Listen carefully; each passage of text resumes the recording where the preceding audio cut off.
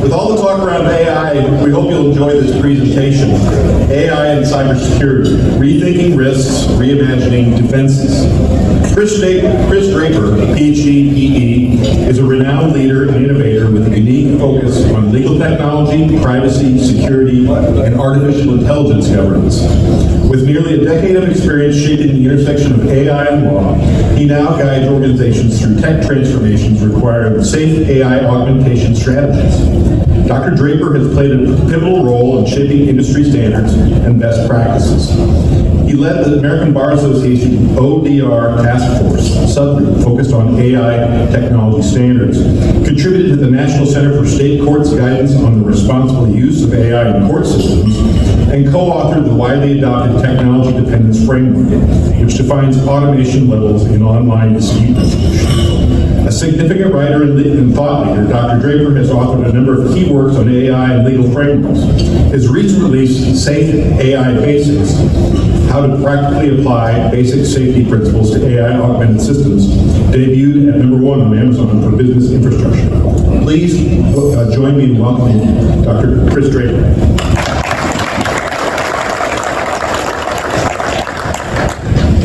Thank you very much. Hopefully, the microphone's working at the back. All right. So as Kurt identified, I'm actually a technologist who's been in the ultra-hazardous technology space for a while. I only dress like a lawyer to get into places cheaper. But the fact is, my superpower is my cynicism. So I identify that because I think the position of AI in the space that we need to be really understanding is, it's an industry that's currently, probably one of the most jargon-filled alphabet soup of hype and BS. And it's also going to transform how we do business, whether we like it or not. So we better figure out how we cut through this. And all of you in this room are really the tip of the spear, to be realistic. And what's interesting about being the last person on a conference like this is that it's sort of like that group project where you don't want to do that keeps repeating everyone else's cool stuff. And the challenge with the lineup, especially today, is I came out and I was like, oh man, this is going to be a little harder, because I'm thinking about the cybersecurity strategy. Travis Abrams' work was absolutely excellent. Shara's yesterday. If anything that I say conflicts with them, I misspoke. Just be clear on that part, right? Those were great. We're looking at the section on regulation, Brandon Lee, was awesome. Hopefully what we can do here is sort of build upon that a little bit and sort of help identify where is this going and what does this mean for us as we're going there. Jackson Perkins and the panel yesterday afternoon on EDR. EDR strategies have always been with us, but the level of our dependency upon them or thought towards them is going to be drastically shifted. In the last, I'm thinking about just today, J.R. Chaney and Dan Burwitz with two phenomenal sessions on risks. Where could we be going? What should we be thinking about? A lot of those, my goal is to build upon them. There's nothing in there that I would conflict with at all, because there's so many pieces to this puzzle. My goal here is to help us actually pull back, actually reframe AI into something that allows us to see it with respect to the opportunities and the risks of tool we're already using, and ensure that we're going to help you change that conventional wisdom of what this thing is into something where it actually could be. So as quick, though, administrative pieces, just for you knowledge, I will be asking you to vote on some things from time to time. So if you're able to raise your right hand, please raise your left. Put it up there, man. Left hand, okay. Okay, so we're not going to do so successful yet. I'm coming back to you, okay? Second one, I've got middle school kids, and does anyone else have them? Has anyone heard like the bet and bro? Raise your right hand if you've heard bet or bro before. You don't have kids? Okay, fair enough, okay. Well, my tip in these things, so the drinking game is, the word I'm trying to cut out in my vernacular is right. So if I'm saying something else, I say, hey, well, check this out. He doesn't know how to raise his right hand, right? That's a point. If you win the drinking game, we'll do shots as a function of how many we got. What are we drinking to win? Okay, forget it. What are we drinking to win? It's not Fireball, but it's something. What are we drinking if you win? Well, that's good. That's more gentle than I expected. This is good. I don't care if you raise your hand. No, this is going to be good. Okay. And the third one is that if you don't ask questions, please know that that is my greatest opportunity, because it's very rare you get to speak or hang out at the intersection of individuals who have to think high level, yet know what has to go on the ground. I got 8,000 questions for you guys, because that's a lot of where the interface of my life has been, all right, it's great to think big on this, but what does this actually mean for us? Like, what's the actual practical piece there? So there's an element that I'm saying that doesn't make sense to you. Please, let me come ask you, because we need to understand it better. So we will not get to better regulation, we will not get better policy, we will not get to better procedure, unless the individuals who sit there at the top and hold too many letters are able to understand what does this mean at the ground level. When you say do this, what does it actually impact me on? All of us who are actually working out for space need your help, so I'm going to be no different in this. So those few ground rules as we go along here, most people in this space of AI are sitting at Copilot and ChatGPT and that sort of level. We're using it as a chat, we're using it as a chat-based search engine, right? That's typically where we're sitting. Not bad that we're there, right? When we're doing the testing of this stuff, not bad that we're sort of sitting there. The question that hopefully we're looking at today is, where is it going to go? What is the next big thing that some vendor, some tech bro is going to tell you this is where everything's going to be happening? And right now, keep in mind my QR codes are my references, so hopefully it's easier. If you want to watch this video, this is Google rolling out agentic AI platform, right? And so in the jargon side, what on earth is agentic AI? It's basically supposed to be a tech that does everything for you. It's your best friend, and it's going to go off and like automate all your stuff. You don't need a call center anymore. You don't need anyone who's going to go figure out what your finances are. These agents are going to be built up, and they're just going to roll out into the world and do everything for you. Raise your right hand if there's a certain part that you think sounds stupid. See, now you got it. Perfect. Because in a lot of ways, it really is. But the question is, why is it stupid? How do we make sure that we use that effort into something that's still useful for us in a way that's going to be safe and appropriate and responsible for our customers? Our customers are putting us under pressure every single day. We need to come up with something new, something innovative. But where's that line when the board comes and says, oh man, just watch this Google thing. So if you watch it, don't tell them you watched it, and just don't tell them it exists, right? Because if you tell them it exists, the next thing they say, oh yeah, well I saw this chart as well. Here's all the other great agentic AI text out there. I want to implement 80% of them, because that's what the best is. You're like, oh my God, that's ridiculous. Whoops. There we go, thank you. Because they're going to say, hey, I've got trillions of dollars of value. I want my little slice of that to make sure I give it back to my members. And your question is going to be, you want me to do what? Are you kidding me? And that's hopefully the question we should be sitting there with, is like, what are we actually asking to do? You're telling me that some bot that you set up is going to go through there and replace the expertise that we built for decades? And the challenge of these tools is, in a lot of ways, is that when we've got this completely new threat, we're going to see into it certain things that we expect based on what we've seen before. That, I would argue, is going to be our biggest risk in this industry, especially with where you're sitting, is seeing what actually is it. And again, I had to write this down. Anthropomorphosis. Whoops. I'll have AI tell me how to pronounce that. It's the idea that we actually see human elements in something that isn't human. We see this idea, this crab has grabbed a knife to defend itself, and oh man, the crabs are really smart, it's human. And so all of a sudden we project what we think a human would do in these cases, and we treat it like a human. We treat it with intelligence and other things that we wouldn't necessarily treat it with if we saw it differently. And the big question for AI is like, is this really the wrong button again? And if we're not there, is this really human? When we look at it like this, it's a Google search bar. This isn't human at all, right? So the challenge is, there's one on the ground. So, how should we look at it? What is AI truly? And we should start framing it for how it performs. When we think about any other tool that's in there, this is a great one from, where'd he go?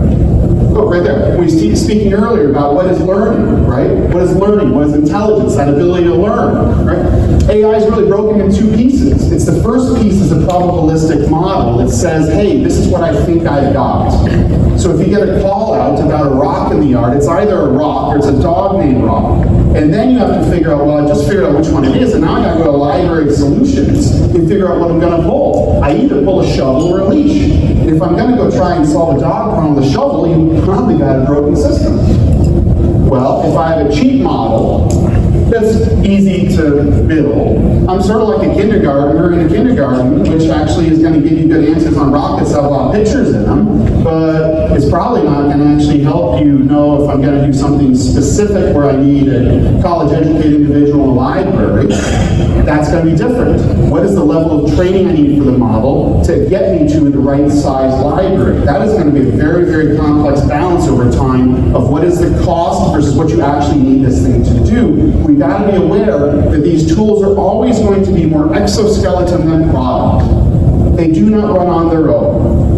They're exoskeletons that amplify and accelerate human actions, which makes them look human. The randomness makes them look human. I can ask it 1,000 times, and it gives me 1,000 different answers. I'm like, oh man, that's just like a person. And if you got middle schoolers, you understand that half those answers are wrong. And you're dealing with the fact that it builds those answers based on data that's imperfect. So I've got an exoskeleton amplifying and accelerating my human with imperfect data, which means I'm basically looking at a broken mirror of an exoskeleton. That's a bit of a challenge, because the way this stuff really truly works is you get information, and from that information, based on how you sample it, you build a model. And that model is not going to be perfect. It's going to cover all the different things it looks at. It's going to take your information, mash it up, hopefully anonymize it in some ways, and then anytime it sees an unknown that doesn't know what this thing is, it's going to say, oh, you could be any of these things. And so then it gives you an answer, which becomes your truth. But the truth in this case is just not wrong. Anyone been in a relationship before? I'm waiting for you. Never been in a relationship?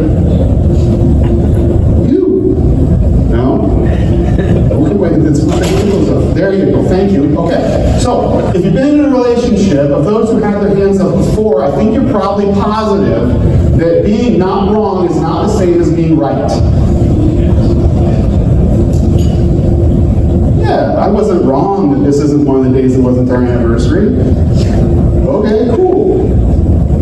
The challenge with that is the source of the two biggest threats that we really need to think about with AI, which I term spew, speed, and synthetic reality.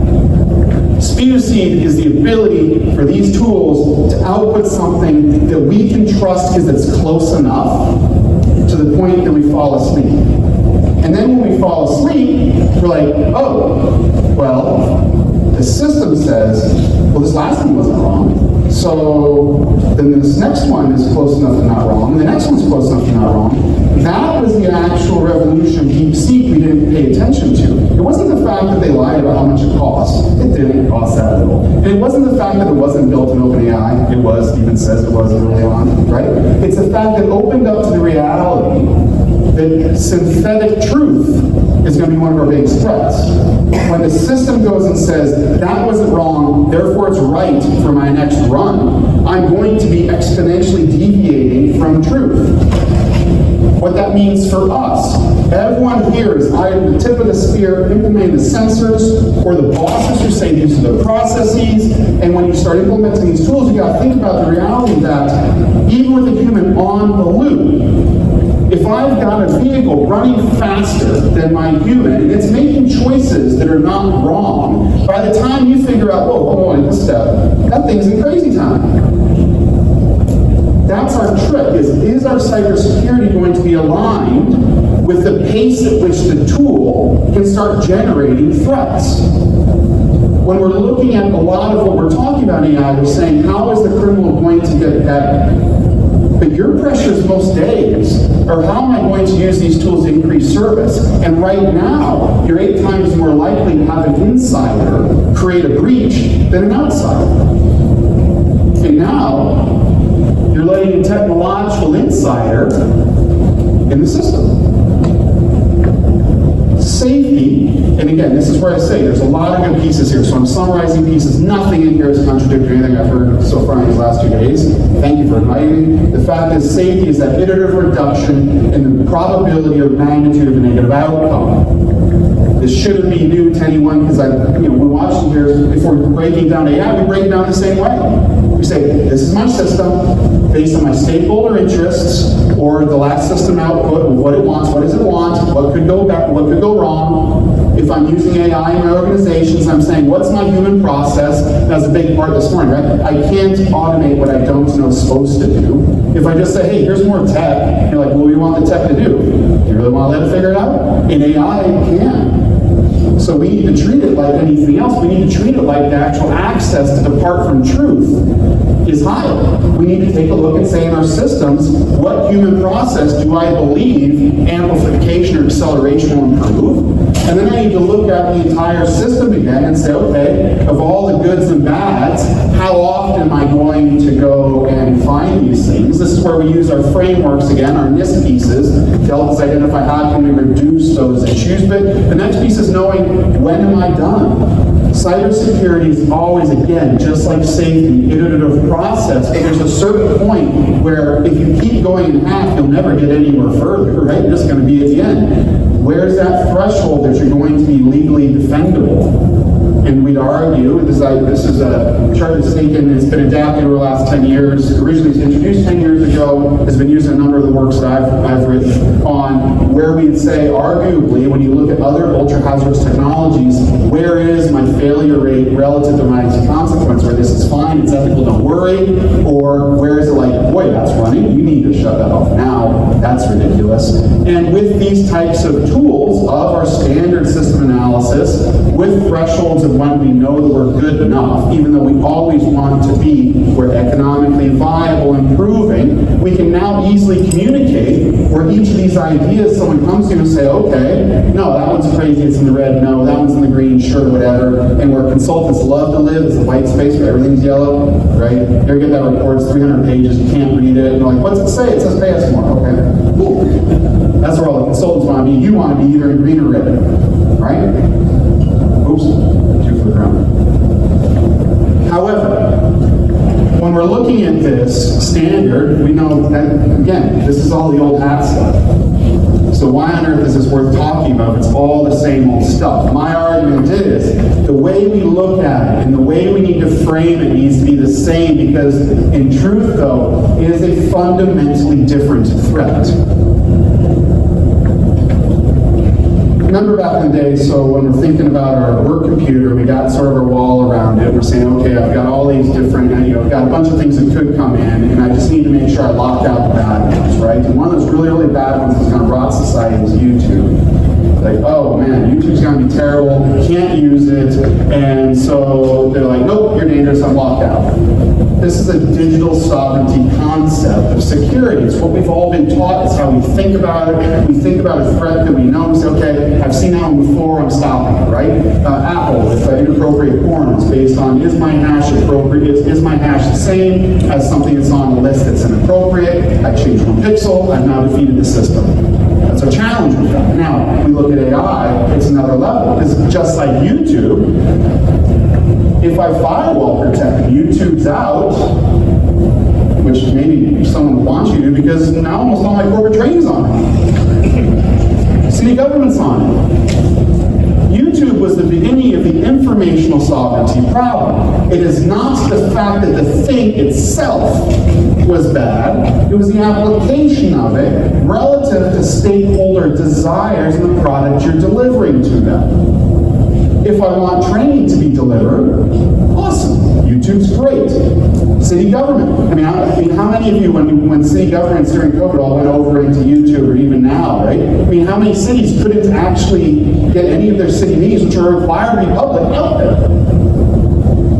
Because our digital sovereignty concept ran up against what is an informational sovereignty future. AI, friends and neighbors, anyone?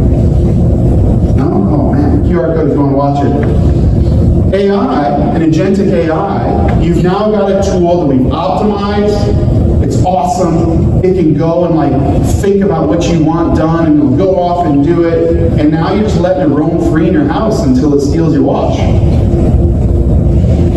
Because let's say a lot of your board members may hook into a personal computer in there, right? And that board, it's free for the car, sorry. So let's say that board member may decide, I'm going to hook in there.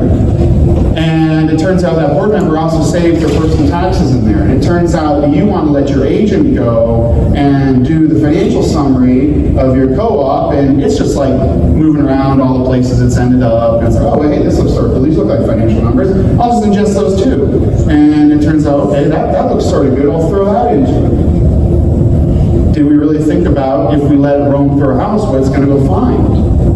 Or do we just always assume it's going to be good for us? Where is that transition region from when is this thing that I want and will help me, when does it become a virus? It doesn't even know it's working against me because they're not smart. AI is fundamentally stupid. It's a mimic. And we have to know what do we want it to mimic. But we can't, again, anthropomorphosis it, right? For the crown. Okay. However, we can't go and put too much humanity into it. It is a mimic. It is a perfect mirror of what we feed it. That is its opportunity and its biggest threat at the same time. We need to not be thinking about firewalls that are static. We need to be thinking about digital informational firewalls. That's a very, very different base reactionary solution, right? This is far, that would have been awful. That's definitely almost as EDR on steroids piece. We really need to be rethinking how we deploy our tools, which tools we use, how nimble those tools are, as opposed to saying it's a one-stop shop piece. The same thing that has access to be a threat can be good for us. We can't just say, this dog ain't a sheep, this one isn't eating anything but milk bone, right? So, okay, sorry, bro. But this is the challenge, is how do I identify that threat before it becomes a threat for us? And that's going to change our frame of how we look at these things. When they come in and tell you, I've got this really, really cool thing this vendor is providing me, the question is, how do we start to not push back? How do we seek to understand where this has access to hit me? Many of these tools, if built appropriately in one environment, may be illegal in yours. Let's think about collections. Collections in one state, if you're working across states, collections in one state, automated, ends up with massive fines across the state line. What you make and can run on the road in California isn't always going to fly in Michigan. AI is an informational tool. The information that made the data from which it's going to build its new reality is what defines it. I don't care where the silicon sits anymore. The silicon's sitting around. That's a reliability issue. That's a run issue. What trained the model, what built the choices it's going to make, is now what's important, and we haven't even started to scratch the surface of that. In the EU AI Act, that's defined as bias, fundamentally. They haven't even come around and named it the way it needs to be named, which is this is a different architecture of how we need to think about the problem. So if we're looking at what we're doing here, how do we start to do that practically? Number one, we should be looking at our policies from an information-first data set. For many of us, that is a massive shift in mindset. And it's borne out in a lot of how our whole legal system is built in the US.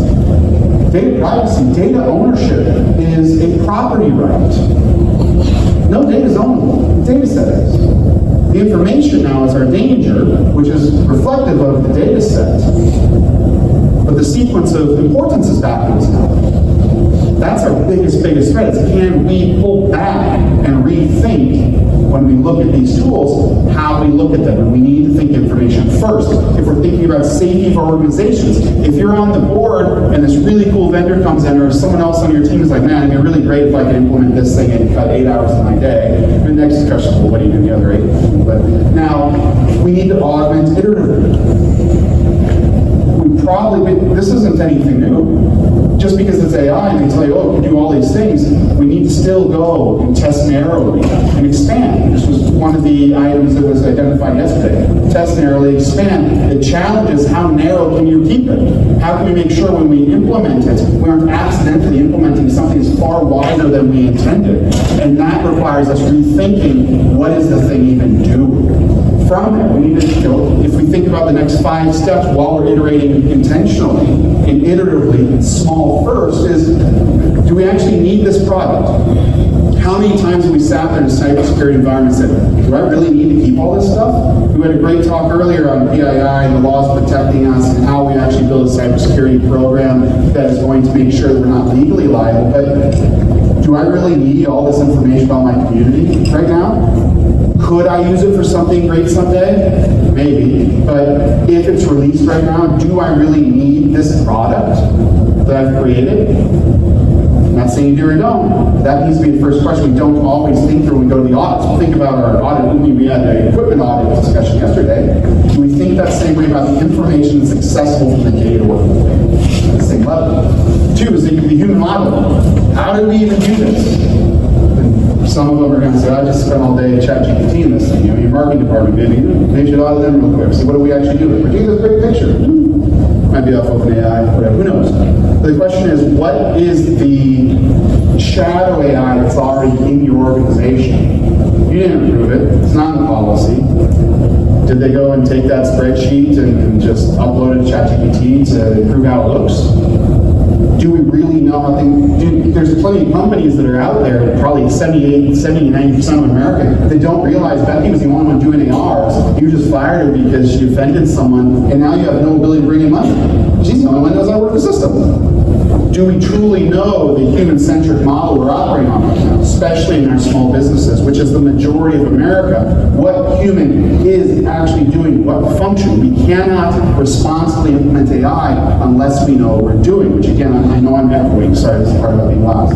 But I'm echoing that we must know what the human is actually doing in our shop before we can justify augmenting, accelerating, or replacing. There is a small plug, there's a startup I'm advising coming out of Des Moines that will help do this type of thing. But you have a whole bunch of tools that could do it. The question is, how do we start mapping our processes effectively and safely? 3, defining boundaries. What should be in there? If we treat AI like an intern who's essentially sampling things that they heard in the hallway into something in the meeting might sound intelligent, we think about that differently, wouldn't we? We'd probably put different boundaries on where it could go. We'd actually think more about what data sets are completely inappropriate for it ever to have access to touch. I cannot go to OpenAI today and give it root access to go figure out anything I want on my computer. That seems bananas. You know how quickly that's being adopted? I was in Palo Alto last week, and I sat through a presentation where I said, oh yeah, we just install this thing locally, so what we get around is the fact that when you actually want to go do something, it's already logged in. So if you realize it wants to do this, it can actually go buy it for you straight away. Okay, so when is that boundary that I identify between it's now booked my flights, my hotels, it's bought flowers, all this other stuff, when it actually goes and starts acting like a pirate on me and now buying a bunch of Oriental rugs out of Jamaica or something? What do I have in there to protect against that? What should be unallowed? What's a mistake? What product that I deliver is a mistake, and how much is that mistake worth? This is the discussion of NPL that was on the regulatory piece that's protected in Iowa. If you just cost out what your most likely mistake is in Iowa, you're protected.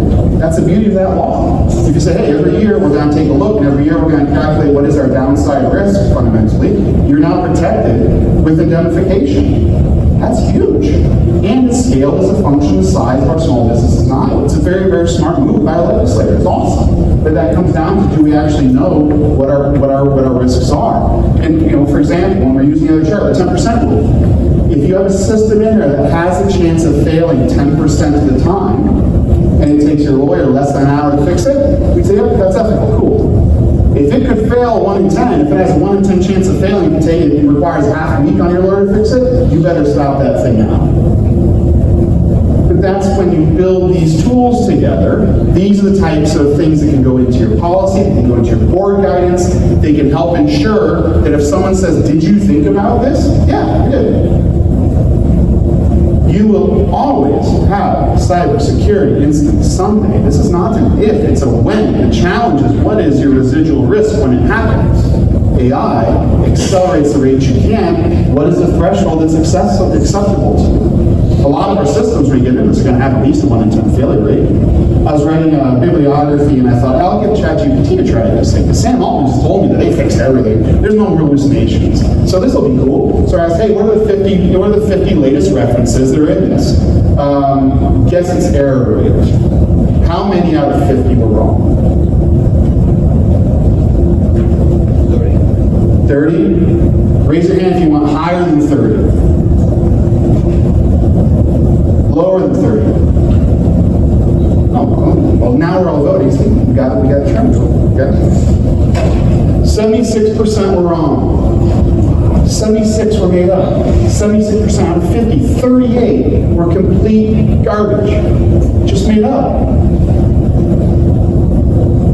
Plumbers don't go plumbers aren't going to go out of business as a result of AI hooking pipes up wrong. Unless it's an AI-generated video on YouTube and he's new, fine. But if you got a proper plumber from somewhere like Iowa Central, right, he's not going bankrupt for hooking the pipes up wrong in AI. Where he's going bankrupt is if he uses AI to do his bid estimates, and that tool is 15% off to the low side every time, he's bankrupt because he's out of money. That's our threat, that he can now get more bids out there where he owes more than he makes.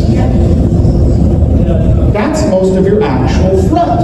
Most of the stuff, most of our intellectual property and things in the plumbing business isn't huge. That's all public. Is my business being streamlined and accelerated in a way where it isn't going to remove my access to keep food on the table, keep my employees hired, keep my community safe? That's the threat that we need to refrain from. And the last is, how are you going to control it? Again, there's 3 different ways to really control anything. Either have human out of the loop, which is like the Waymo. I sent a picture to my kid while I was driving down from Iowa, so we sometimes drive our phones out, not after July 1st. However, so I sat and took a picture of the car next to me, which had no one in the driver's seat, some in the back seat, which is bananas. Waymos are everywhere in San Francisco right now. I sent to my junior, 14-year-old junior high kid, Bet, and he then said, oh, I didn't know those were real. They're everywhere. This thing's all over the place. Waymo is an out-of-the-loop system. If you're in the back seat, you can't do anything. That thing's going for the bridge it's going. You just buckle up and get a snorkel. However, you've got out-of-the-loop, you got in-the-loop. In-the-loop is fail-safe. Fail-safe, because it was made in the aerospace business, means what it says. When you fail, it safes the system.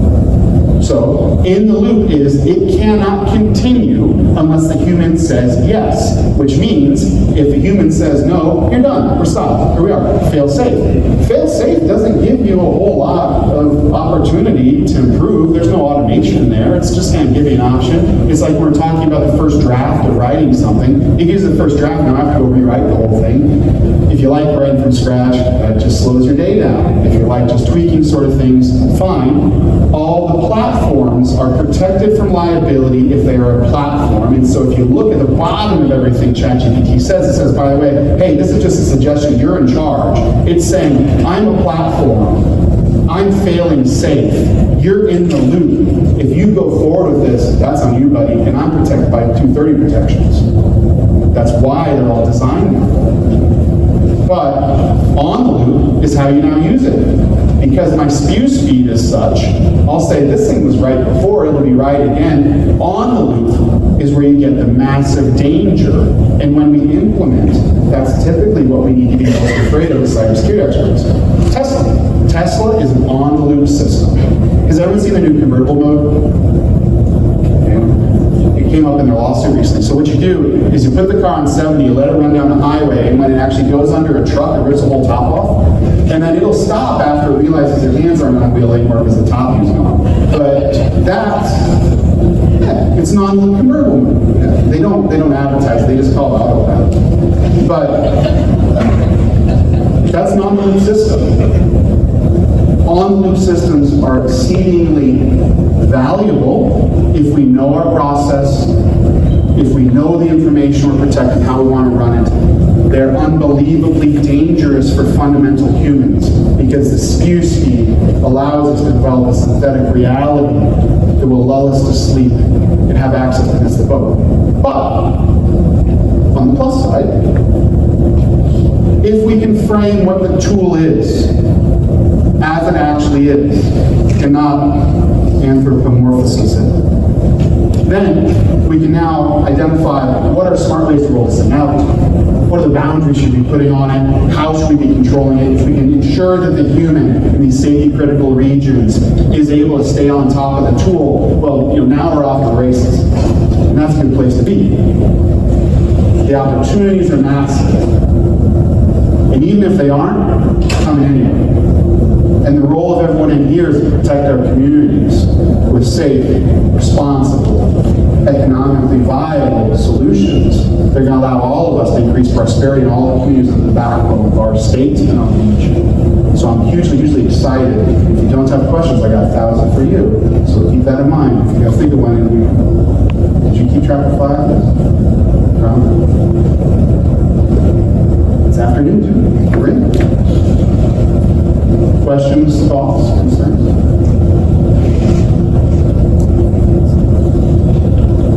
I was told that we just need to make sure all of you in Waukee can get back by 5, so I can wait as long as you want. If you don't have questions now, or you don't want to get a shot at Crown, feel free. The QR code, let me know. Happy to connect, happy to answer anything. We've got a book coming out called Governing Artificial Intelligence, which dives into a bunch of this. So if you're trying to say you're bored, hey, we don't know, but let this guy talk at you. We're happy to help get him on the right path for you. Because we want to make sure that we're giving you all the tools you need to make sure your job is done appropriately, safely, responsibly within your responsibility communities. What's the funniest hallucination you've seen from AI? Funniest. See, the problem is, again, is a cynic. Funny is definitely different. I would say it is definitely giving a lot of bibliography hallucinations where it again misinterpreted certain items. Like, for example, there's a college around here that ended up with a platform called Stormfront, and no one noticed it for a while. Sometimes we get into a lot of inappropriate measurements and niche things that will actually put into an official academic bibliography. And I'm pretty sure that's probably not how we're doing water quality. So my funniest are going to be in that realm and have to go think about an appropriate one next. But I think that on the hallucination side, though, I think it's important that we think about our language there. Because when ChatGPT, when the 3.5, when the early ChatGPTs, we said, oh, we got this hallucination going on. But when you're looking at the tool early on, the tool is again a big probabilistic model. It allows you, based on what you want, to randomly walk through the most likely path within what was called a temperature. Temperature is a level of randomness. And it's, all right, temperature is 17 is good. That means it's going to be not perfect, no less than 17% of the time. And that was what we believe is human. Because I ask it 500 times and it comes up with 400 answers, and they're all slightly different, they're all reasonably right. That feature of randomness is when it gives us the wrong thing, we call it hallucination. Bias and intuition are really defined by whether we like the outcome. If we think about it from that perspective and the hallucination, we're going to have in these models a situation just like any PhD professor or anyone else. You're going to ask them a question, they're going to get to a certain point of being right, and then it's, maybe wrong a little often. If my model is bigger, more expensive, it should identify what the question is less. It should jump into pulling the right answer off the shelf more likely. But it will never be 100% always right, because we've built it in as a feature. Hallucinations are not a bug. It is a marketing to identify that this feature, well, yeah, don't worry about those. Those ones weren't supposed to happen. Yeah, they were. It's built to do it. So the question of these hallucinations is now, when we look at them, some of them look really, really smart. We're at a conference and they put in the last 10 conference sessions, and they had ChatGPT make up next year's. And one we're walking through, and some made sense, some are crazy. One of them was like, oh, that's really interesting. Like, they put these two things together that I've never seen before. When you think about it, that actually would really be a cool topic. I mean, this thing must be really insightful and come up with something new. No, it didn't. It's dumb. It just put two things together it's never seen before because it's looking for a different thing that wasn't perfect, but is sort of close. Now, we put genius onto it. We said, oh, that's actually really clever. It's like protein folding. We had the last Nobel Prize in, I think it was chemistry, I'm sorry, is on a new protein folding technique where they actually include the AI model as a co-winner of the award. AI can allow us to think creatively in ways we've never thought of before because it's not burdened by our reality, which biases us from seeing everything clean. But hopefully, especially in the space that we're in, turns into intuition that says, yeah, no, I'm not chasing that dog with a shovel. So the hallucinations in some sense may be funny. We may be marketing them as just a mistake of the tool, but they're built into it. And we need to know when we're dealing with the probability model that there is no perfect. There is no 1 and 0 in probability. It's an impossible state. You're always in the middle by definition. And so we just need to be conscious of that as we're looking at these tools strategically, operationally, especially as we're rolling these pieces out. So I'm sorry for giving you almost a half non-answer there. But. Well, I don't even like the word hallucination. I think it's like a participation word. It's an error. It's not a hallucination. It's wrong. Depends on the tool, because one of the challenges I had up the word safety up there, right? It's important in high-performing teams that we work in a terminology set we all agree on. For example, my definition of leadership, and those I worked with before, leadership is the discipline of making those around you better. When you have that definition, you're all able to stay on the same page. You're able to say, this is within my definition, or it's not. Safety, it's an iterative reduction in the probability or magnitude of the negative outcome. If we know that's what it is, we're always there. Safety by the industry, what they want it defined as is reliability of my component. They want the component reliability to define safety. That's not your stakeholder. So when they come in, the vendor says, yeah, this is great. It's 99.8% reliable. Woo, awesome. It's safe. Woo. You know what else is safe? The United Healthcare AI tool. It was incredibly safe on the industry definition. We killed thousands of people a year.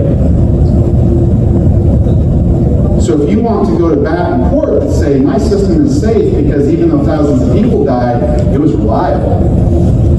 We need to make sure we're on the right terminology. We're all sharing the same dictionary. So hallucination is a dictionary that's out there, but a hallucination is not an error. A hallucination is an error from a safety perspective. They would say it's not an error from your system in the same way they would say it's in my 0.2%. But that, because we're only at 997, means I'm good. So in this, I'm not trying to put you on the spot there. I'm saying these are the types of things where, again, my superpower is my cynicism. And so when a kid in a hoodie comes up and says, oh man, it's got to do everything and slice your bread too, the quick answer is, oh, explain it. And if they get to the point where they can't explain it, either walk or find a new hoodie or something, because it doesn't mean you're done. These tools at their fundamental core are still either going to be in line with your ethos, your objective, and your stakeholder needs, or they're not.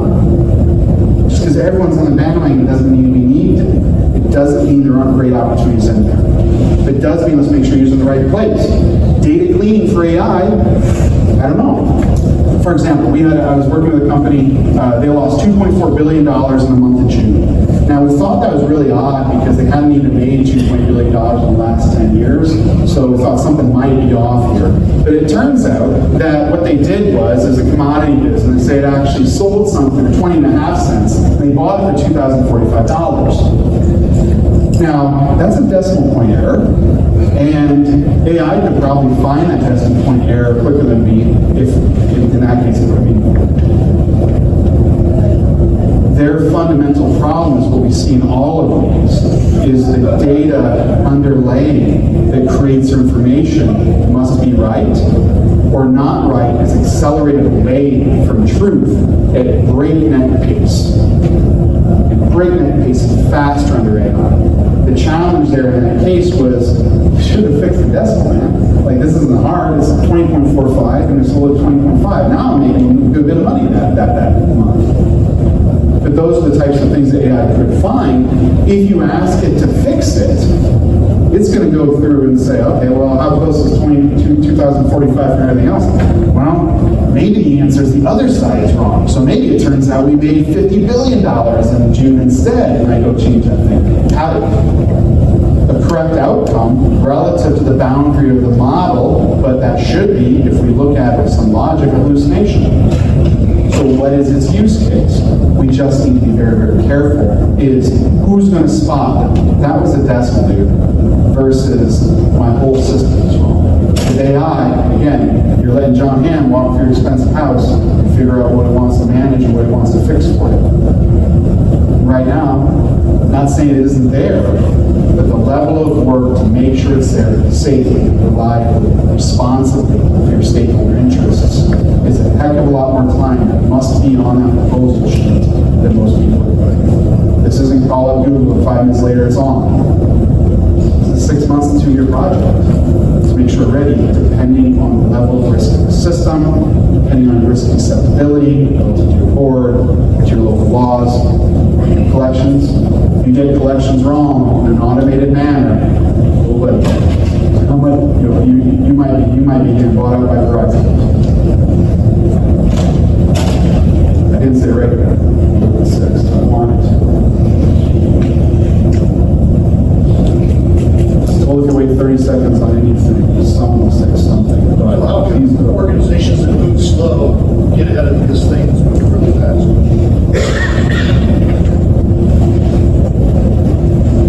The question in all these is why are we going slow? Some places should go slow. I have no issue with an insurance company going slow. If you keep changing my rate every 3 minutes, I'm probably a little pissed, right? My water company should go slow. I should know what my rate is, and I should make sure the water gets there. So I think the first question we pull it back is, why are we slow, and is faster better? Everyone's going to tell you faster is better because it costs less, time is money, and everything else, but those same people also tell you the way we want to invest in rural Iowa is a bunch of VCs that go and buy our companies out and take them out of our state. I'm ESOP guy. I think ESOP's the best exit possible for most of our companies. So in that regard, the first question I think is, why are we slow? Now, if we're slow because we're trying to hold our domain, there's a difference between slow that is a good job that's harming my customer and slow that's doing a good job that's at the same speed the customer needs to go. I think the hardest question first is which objective should we need? What is the right speed for us? Now, that was my top. I'll get away from the second part. The harder part is, the next part from there is, okay, if we have an organization that goes slow, again, I would argue it's not always bad, but the way that we need to fix it if we do need to speed up is understand, what are we scared of? Some fears are real. Some fears, if I'm putting something that can and will hallucinate into an environment where my risk is high, sure, we should keep slowing down. And the question is, how do we all get on the same language? How do we understand what is a low-cost mistake? What are our lowest cost mistakes? And how do we get a win on a low-cost mistake? We see it in the legal community all the time. We want to go and automate, like if you want to pay a parking ticket, we assume, oh, well, parking ticket's simple, so I'm just going to automate that. I can log in, I can pay my parking ticket, I'm good to go. Depending on your state, and depending on your immigration status, if you tick a certain box, you could deport yourself. That's no longer a low-cost mistake. A low-cost case. If I'm fighting over $500 in small claims court, that's most people's rent. That's a 1/12 of their year. That's not a small amount. For a lawyer, that's a small amount, fine. That's why you want to dress like them to get in expensive places, right? But for an actual human, $500 is a big issue. That's not a low-cost mistake. So So the first question is, what are my low-cost mistakes? Again, when we get to step number one, what is this product? My next step is, what is, I think it was 3, I'm sorry, I have to look back on my own slides, apologies, is what is the downside risk? So in a slow organization, I'd say number one, why we're slow. Number two, if we want to speed up, what can we actually get perfect on at a low cost? And how do we ensure that the lessons learned in that process of becoming perfect are documented and become operational procedures that allow us to smartly expand the envelope? Which again was, close the reference not to make sure we don't miss it. That was Shira Denker's major point yesterday, right? Exactly the same. You do it all the time in all these things, all the time. Don't change your philosophy. Don't change your process. Don't speed up because everyone else is doing it. But let's find those true opportunities out. There are going to be great opportunities. Marketing side of the house, awesome. If the downside isn't a big deal, if the color of the tree is off or one of your models has 6 fingers, like, who cares? Maybe that goes viral and you actually sell better. I don't know. But that's a low cost risk. Answer the question. Find out why you're slow. Figure out what your lowest cost, lowest risk outcome is, lowest consequence piece, and really get perfect and learn how you go perfect as you expand out, just like you would with any other hardware solution, just like you would with any other collections process, just like you would with any other thing.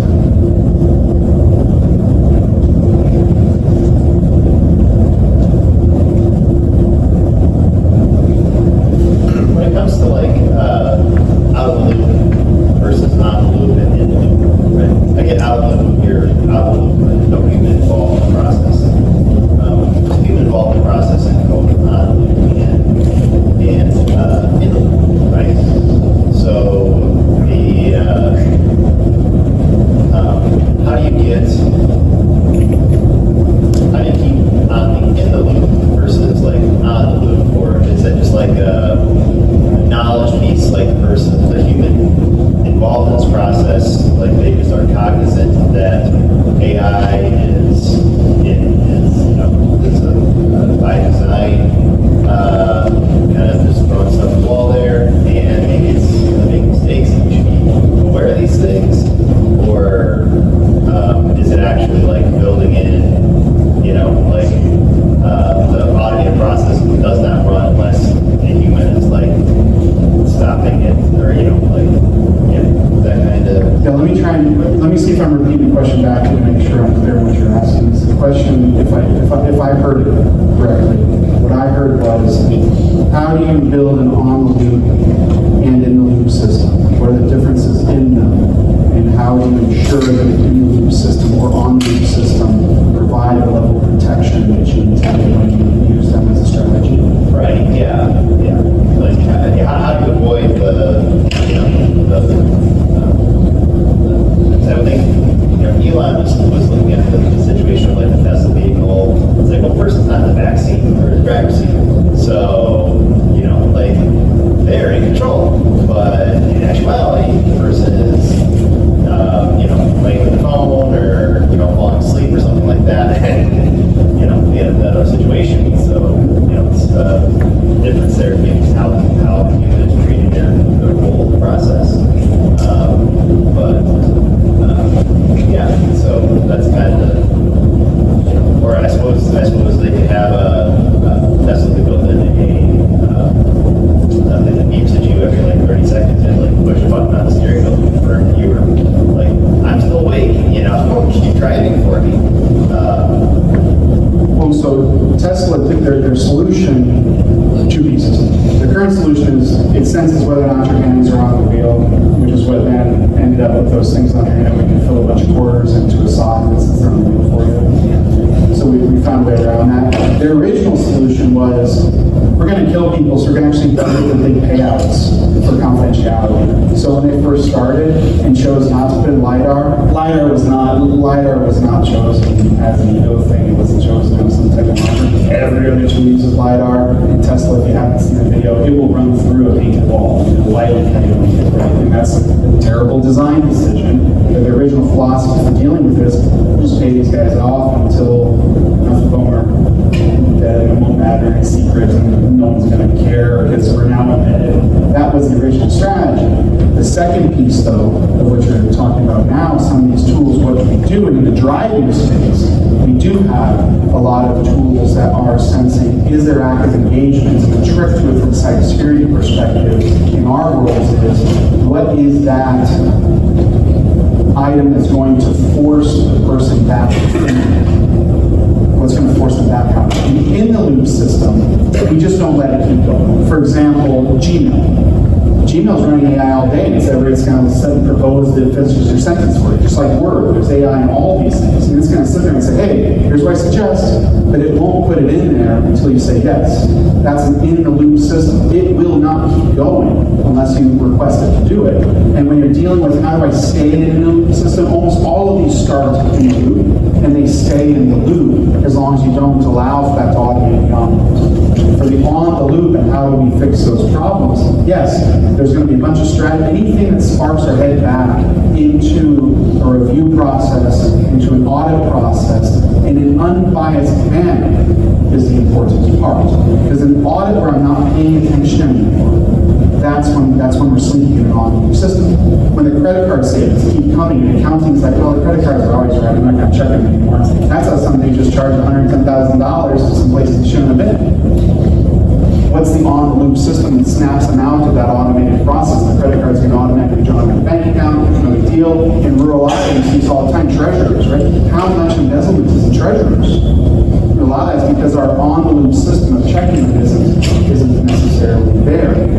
Diverging diamond. Anyone seen the diverging diamond overpasses? It's where you like go on the wrong side and come in the middle of them. I find them just absolutely infuriating. But it turns out, I'm going to say, slow diverge, but it does get back to this thing. Okay, so, I've always been a fan of roundabouts because if you look at both of them, right, you say a roundabout, if I come together, I'm started in side by side, diverging diamond, I come to this intersection, and I might be on the wrong side, and now I've got T-bone accents all over the place, right? And so, we're the University of Iowa, which has a phenomenal driving safety program. If you guys haven't been to this thing, it's the only, I think it's the only one in the country where it's got a full-size car in this VR system that actually moves all around the room on it. It is phenomenal. The dudes in there, some of the guys there in Tom Schnell have done amazing work on how we respond to uncertainty and uncertain data. And actually, the issue with the divergent diamond for them, I asked them, hey, what was the intent and is it working? He goes, well, the purpose is confusion.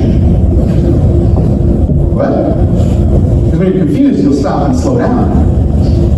Well, I would argue if you're going to bet on a roundabout, once I do be unconfused and I do start trying to run those lights and I do start to know where I'm going, I'm going to have more dangerous accidents. But that's what Iowa State does. That's not what Iowa does. So if you look at half the problem, they got the first half, which is as confusing as they'll get at it.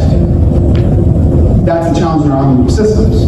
Right now, a diverging diamond is essentially an on-the-loop system because, oh boy, I'm stopping because my brain says, I don't know what's going on, I'm going to chill out here. But as I get comfortable enough with it, I'm going to be like, yeah, I can make that light. And that's when I start T-boning. Because now I'm comfortable enough with the risky outcome, I'm going to keep rolling through it. So, to answer in what we're doing, there is no substitute for independent reviews. I mean, every team, everyone on the accounting team has to be off for a whole week without touching their screens, right? You can't touch the keyboard or anything. So we can have other people make sure we aren't seeing something we don't expect. What that process of forcing us to cleanly look at the automated system without bias is going to vary in application by application, but to make one of those systems work effectively, it's not only going to have to be something that is forcing a fresh, unbiased review, as we see with the Tesla weights, the Virgin Diamond, it's going to have to continue to be fresh. It's going to have to be something where it works well. Look at the models that work well. It's third-party oversight approach. It's having an outside group with no bias or system come and take a look at this thing every quarter. It's like which was discussed earlier. Right? So that the constant unbiased refresh is the only way you can do it. What that looks like in your organization.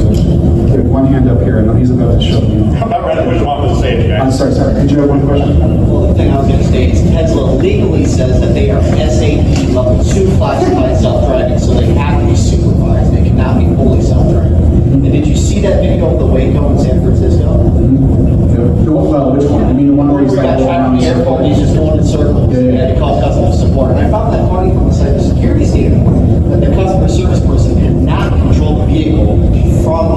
that car was completely autonomous, and he had to access it from the app on his phone. I found that also interesting.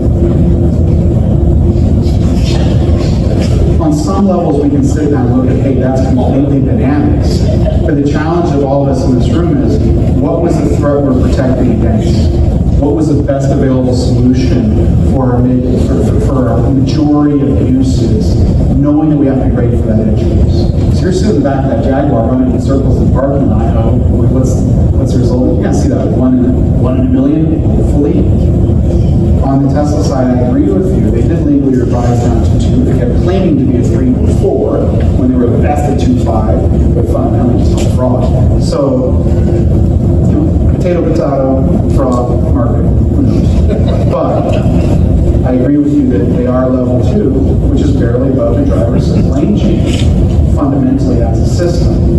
They are truly an on-the-loop system. And how we approach them in all of your day-to-day is going to vary massively, but making sure we know how to push back. Don't let the hoodie push you around, right? You're probably wrong. You're selling something. You can't understand